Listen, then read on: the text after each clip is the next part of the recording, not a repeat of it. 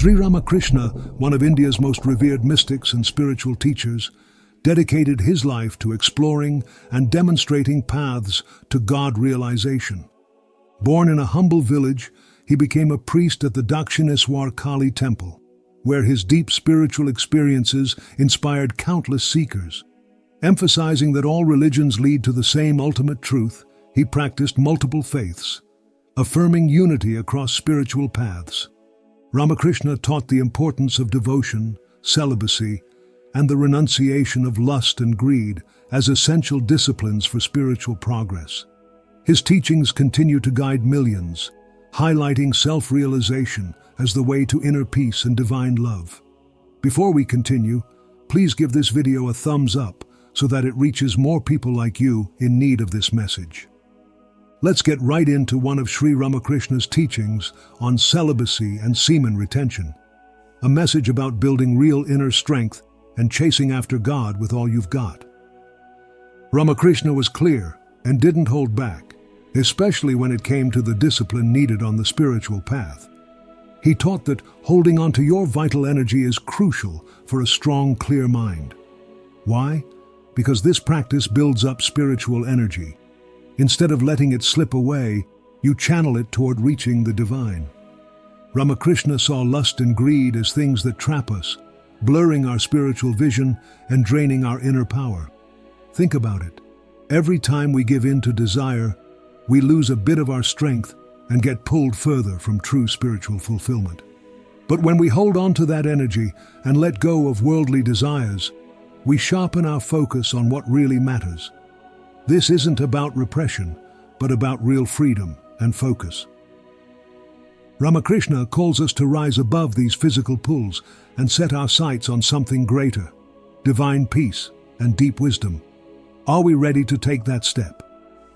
Let's get clear on what Sri Ramakrishna taught about lust and greed and how these are obstacles to connecting with the divine.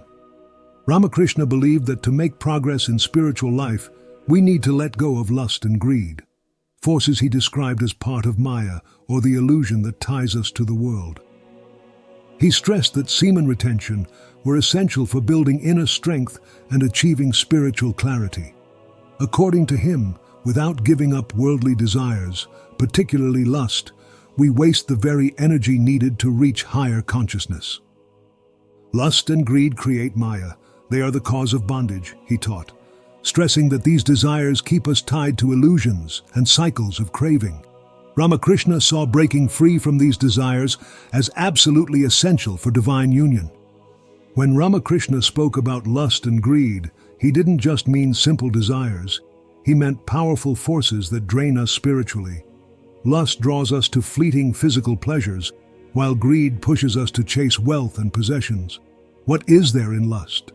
A vision of God brings 10 million times that joy, he said, making it clear that while worldly pleasures are temporary, true spiritual joy brings lasting fulfillment. For Ramakrishna, semen retention wasn't only about restraint, but about using our energy for spiritual growth. He compared this practice to a pot of molasses. When stored long enough, it turns into pure crystals. Similarly, when a person conserves their energy, their mind becomes solid, able to hold divine understanding without leaking into distractions. Ramakrishna often used vivid examples, comparing worldly desires to leaks in a vessel. He'd say, "If you fill a leaky pail with water, the water trickles out little by little." Here, he explained that spiritual energy we build through practices like prayer is wasted if we give in to desires. Semen retention was a way to stop these leaks and keep that spiritual strength. He observed that unchecked desires drain focus and block spiritual growth. He taught, losing reproductive energy weakens a person's strength, but conserving it reflects the image of Brahman. In other words, retention helps us keep the energy needed for spiritual insight. Through this, the mind sharpens and is more able to focus on the divine. Ramakrishna compared a calm mind to a steady candle flame, unshaken by wind. When we control our desires, we create a windless space within, allowing clear focus on God. He explained that indulging in desire leads to a cycle, Each time we give in, it grows stronger. Lust, he said, is like adding fuel to a fire. The more we give in, the larger it becomes. The camel loves thorny bushes, but the more it eats, the more it bleeds, yet it continues. This image captures how satisfying desire brings suffering instead of peace. By practicing semen retention and avoiding lust, we break this cycle. Ramakrishna taught that renouncing desires weakens them, removing the fuel for that fire. As they weaken, inner strength grows, letting us channel energy toward lasting spiritual aims. To move past desires like lust and greed, Ramakrishna recommended viveka, or seeing clearly what's real and what's temporary. He urged followers to remember that physical and material gains are temporary. What is there in a beautiful body? It's bones, flesh, fat, urine, and waste. This blunt description was meant to strip away illusions about the world and help us see its limitations. He taught that we should ask why we chase things like wealth or pleasure. Do they truly satisfy us? Ramakrishna showed that these desires lead to more longing, keeping us from lasting peace only the divine can bring. He often used the image of a fishing net to describe how people are caught up in desires. The world is a fishing net, and the soul is like the fish. While most people get caught up in these desires, a few break free through semen retention and discrimination. Ramakrishna believed that self-control, including semen retention, strengthens the soul. He taught that self-control might be tough at first, but it builds resilience and allows us to focus on spiritual growth. When a man keeps his energy, his intellect reflects Brahman. He who holds Brahman in his heart can accomplish all things. He explained that conserving this energy lets the mind reflect divine truths clearly. Self-control brings a clear, steady mind. Just as a lamp burns steadily in a windless room, a mind free from lust can focus on higher truths. For Ramakrishna, this unwavering focus was crucial to connecting with God. Without control, the mind becomes distracted by desires. When the flame does not flicker, one reaches a perfect state of yoga, he taught, showing that discipline leads to a mind focused on God. In the end, Ramakrishna saw semen retention as a path to freedom. By conserving energy, we build inner strength, helping us break attachments. He urged seekers to focus on longing for God, not worldly pleasures.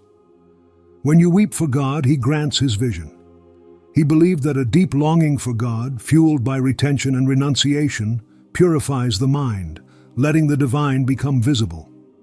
He encouraged persistence in letting go, teaching that the fire of spiritual wisdom burns up lust, anger, and ego.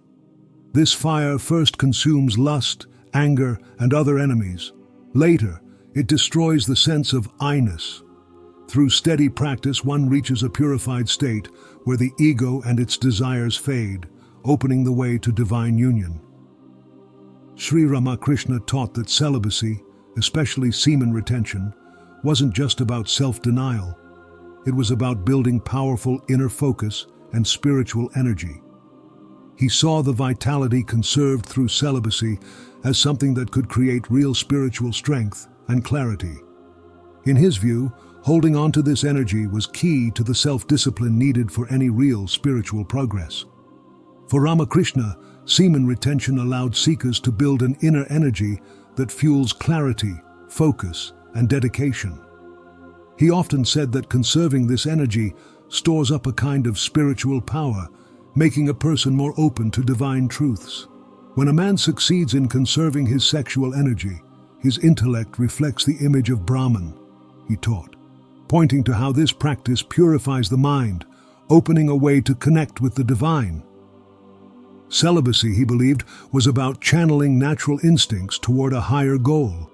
Through retention and discipline, the mind and body are cleansed, making them fit to receive wisdom. Ramakrishna saw lust as a consuming force that scatters focus, while celibacy allows this energy to gather, intensifying the seeker's spiritual pursuit. A man practicing unbroken brahmacharya, celibacy, for 12 years develops a special power. He grows a new inner nerve called the nerve of memory, he explained, describing a clearer perception that comes when energies are conserved. This conservation builds a focused mind, something Ramakrishna saw as essential for spiritual growth. By avoiding sensual distractions, one can stop leaks that drain this power. In celibacy, the mind becomes like a beam of light, able to see the soul's deepest truths. Ramakrishna believed that retaining sexual energy helps cultivate a clear mind, needed to grow spiritually. He taught that sexual energy is a strong force within us, capable of either keeping us bound to physical desires or, when held, leading to spiritual change. The loss of reproductive elements dissipates strength, he cautioned, underlining the need to preserve this essence to sustain spiritual focus. Holding on to this energy creates a reserve that powers spiritual practices, letting one seek God with undivided focus. Ramakrishna emphasized that true spiritual insight isn't possible if energy is scattered by desire. When a man practices unbroken brahmacharya, his intellect reflects the image of Brahman, he taught, meaning that conserving energy clears the mind, allowing it to serve as a mirror for the divine. He compared this to a polished mirror. Just as a mirror shines more when clean, the mind reflects divine wisdom better when free from lust. By retaining sexual energy, seekers purify their minds, preparing them to perceive life's deeper truths. Through semen retention, Ramakrishna taught one can develop viveka, the ability to see what is real and what is temporary. When the mind isn't crowded by sensual thoughts, it can see beyond illusions. Ramakrishna believed that retention sharpens the mind, making it less distracted by surface attractions. He often illustrated this, saying desires cloud judgment, like a veil over the mind. "Can you see me now?" "This is a veil," he'd say, showing how lust and greed cover clear thinking. Retaining energy lifts this veil, allowing one to see reality clearly. When desire is restrained, the mind can focus on truth and self-realization. Retention makes the mind more internal, no longer driven by bodily impulses. This self-control builds a strong will, freeing the mind from attachment to the physical world. Ramakrishna's teachings on celibacy direct seekers to redirect energy from outward distractions to inward focus, where they can see what's real. Ramakrishna emphasized that conserving sexual energy was not just for inner clarity, but also for mental and emotional strength. He taught that lust weakens the mind, making it hard to keep spiritual ideas steady. Practicing retention builds a resilient mind, guarded from worldly distractions.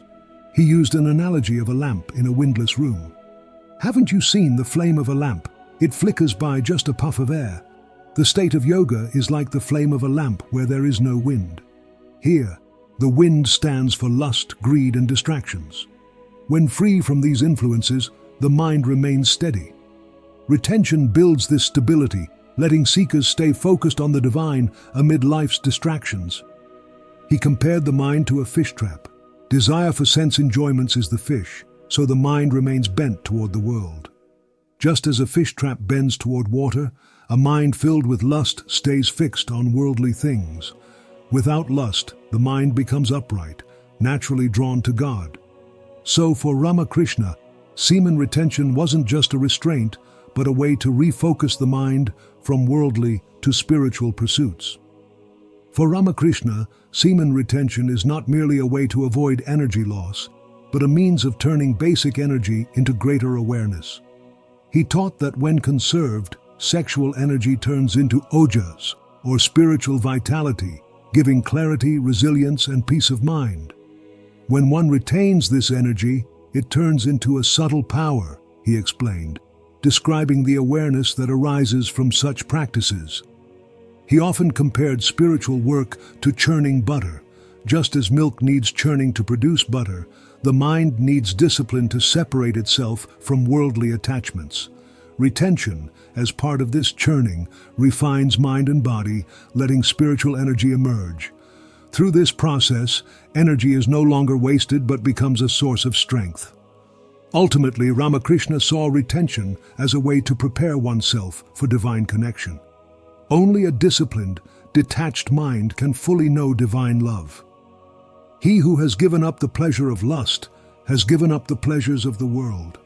God is very near to this person, he taught, showing that overcoming lust and greed brings one closer to God. Sri Ramakrishna frequently stressed that solitude and disciplined practices semen retention are key for those dedicated to reaching God. For him, solitude was not simply a withdrawal from society, but a way to focus and conserve energy, especially sexual energy. Practicing solitude with semen retention gave seekers the space to build spiritual strength and meditate on God without interruptions. In Ramakrishna's view, regular periods of solitude and discipline created the ideal conditions for deep spiritual breakthroughs. He taught, the mind cannot dwell on God if it's constantly absorbed in worldliness. Ramakrishna believed solitude was essential for reaching higher states of awareness. In the quiet of solitude, the mind is free from daily distractions, allowing practices semen retention to truly strengthen one's spiritual well-being. So, solitude isn't about rejecting the world, it's about creating the focus needed to raise the mind, body, and soul toward divine union. Ramakrishna taught that sexual energy is a powerful force within us, and that semen retention can turn this energy into spiritual power. He saw solitude as a key to this discipline. Without the distractions of daily life, it's easier to control and focus energy. When a man succeeds in conserving his sexual energy, his intellect reflects the image of Brahman, he said, noting that solitude strengthens this process, allowing seekers to dedicate themselves fully to meditation and prayer. In solitude, practitioners can use semen retention to their full advantage. Free from worldly distractions, the mind becomes a clear vessel for spiritual truths. Ramakrishna believed semen retention wasn't just about self-control, but about building a reserve of energy that would support higher awareness. In the quiet of solitude, this energy becomes a source that keeps one focused on God. For Ramakrishna, even minor interactions could drain energy, likening the undisciplined mind to a leaking vessel. If you fill a leaky pail with water, the water trickles out little by little. Solitude and retention work together to seal these leaks, preserving the energy needed for spiritual clarity. Ramakrishna often likened young seekers to delicate plants needing protection to grow strong. He saw solitude as especially crucial for beginners, helping them avoid worldly desires and temptations like lust. When a tree is young, it should be fenced all around, or cattle may destroy it, he said, stressing solitude as protection for spiritual growth. For those practicing semen retention, solitude offers a safe place where the mind and body can fully focus on inner growth. He urged seekers to regularly retreat from the world to preserve their spiritual strength. For those practicing semen retention, solitude provides a space free of temptations, allowing the mind to focus on God. By spending time in solitude, young seekers develop resilience, building the discipline to stay focused in their practices. Ramakrishna believed that just as a young plant grows stronger over time, solitude strengthens the seeker's ability to practice semen retention. For beginners, he advised spending as much time as possible in quiet introspection, away from distractions. Solitude, he said, is a necessary step before returning to daily life. Just as a plant grows in a protected space, young seekers gain strength through focused solitude, making it easier to face daily life with spiritual focus intact. Ramakrishna encouraged solitude for intense practices like meditation, prayer, and japa, repetition of the divine name, which supports semen retention. By focusing inward and avoiding distractions, solitude lets the practitioner direct all their energy toward God. Practicing japam and meditation day and night is the way to remove attachment to lust and gold, he said, emphasizing that steady practice in solitude builds self-control and conserves energy. In solitude, seekers can deepen their prayer and focus, building the strength to uphold semen retention. Ramakrishna compared this to churning milk into butter, a process requiring focus and time. Just as milk becomes butter only with steady effort, the mind is refined through regular practice in solitude. By churning the mind in solitude, the seeker extracts spiritual clarity, creating a steady mind that can use retention as a path to higher awareness. Ramakrishna believed semen retention requires this undivided focus, which is best built in solitude. Free from the interruptions of daily life, the mind can fully focus on God. Through solitude, the mind strengthens, keeping energy from scattering into worldly distractions. Solitude is a place to build the mental strength needed for spiritual growth. Ramakrishna recognized that restless thoughts are one of the biggest challenges to semen retention. He observed that the mind is easily stirred up by constant activity, making it hard to stay focused on spiritual goals. In solitude, however, the mind can settle, bringing peace and focus. The state of yoga is like the flame of a lamp in still air, he explained. In solitude, the mind becomes quiet, helping to direct energy toward divine focus. Practicing semen retention in solitude makes it easier to control thoughts and stay peaceful. The daily distractions of life are minimized, creating a calm space where the mind can rest. This calmness supports retention since a settled mind is less influenced by desire. Solitude acts as a stabilizing force, helping the seeker keep a disciplined mind and save their vital energy. In solitude, Ramakrishna advised using breath control and meditation to calm the mind. These practices help keep the mind focused, making it easier to maintain both semen retention and spiritual focus. By creating a peaceful space, solitude strengthens the seeker's ability to use sexual energy for spiritual growth. Ramakrishna didn't teach solitude as an escape from life, but as a way to prepare seekers to return to daily life with renewed focus.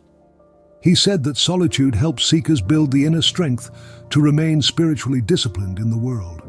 A man must practice some spiritual discipline to lead a detached life in the world, he explained. Solitude, then, is a time to gather strength, making it easier to maintain semen retention when returning to daily routines.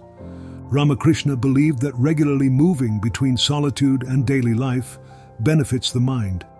He encouraged seekers to retreat into solitude for short periods, allowing them to refocus. Whenever you have leisure, go into solitude for a day or two, he recommended, knowing even brief retreats restore spiritual energy. By using solitude to reconnect with God, seekers prepare to live in the world without getting lost in it. This balanced practice of solitude renews the seeker. They return with a stronger commitment to retain energy and stay focused, carrying the peace and clarity of solitude into daily life. By practicing solitude regularly, the seeker finds a steady rhythm that supports spiritual goals in both quiet and busy times. Ultimately, Ramakrishna saw solitude as preparation for reaching higher consciousness, like samadhi or divine union. He taught that only a mind free from desire could experience this unity. In solitude, the mind can let go of worldly attachments, preparing it for divine realization. When the mind ascends to the seventh plane, the ego vanishes and one reaches samadhi, he explained, showing how solitude helps dissolve ego, opening the way to God. When combined with semen retention and focused practice, solitude provides the perfect space for rising beyond the mind's limits. Without the distractions of daily life, the mind can dive deeper within, reaching toward higher awareness. For Ramakrishna, solitude is both preparation and a step toward the divine, a place where seekers build the focus needed to experience unity with God.